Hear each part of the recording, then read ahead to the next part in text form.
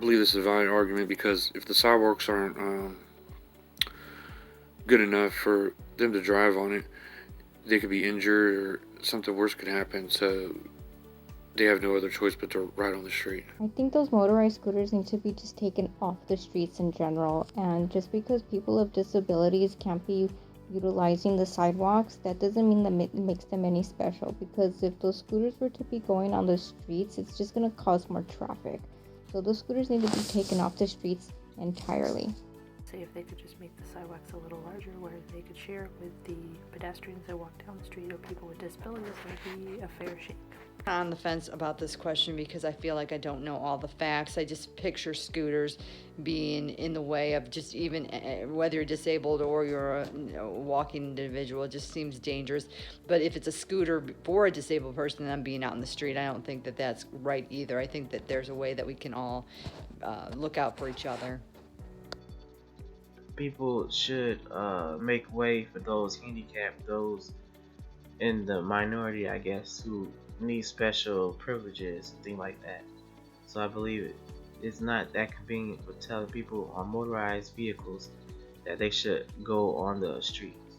So I am in agreement with the argument that the scooters should be off of the sidewalks and onto the streets for disability reasons. I believe people with disabilities have enough barriers already in front of them, and to add scooters on the sidewalks clearly will make their working around very difficult. And since these are motorized scooters, in other countries they are used within the streets, I do think there could be some other lanes added, just like they had bike lanes for this use, and let those with disabilities have the right of way. I would vote yes to keep scooters off of the streets, or the sidewalks rather, because people who have disabilities might not be able to get out of the way fast enough. If somebody were to come rolling down the sidewalk, they might get hurt or hit.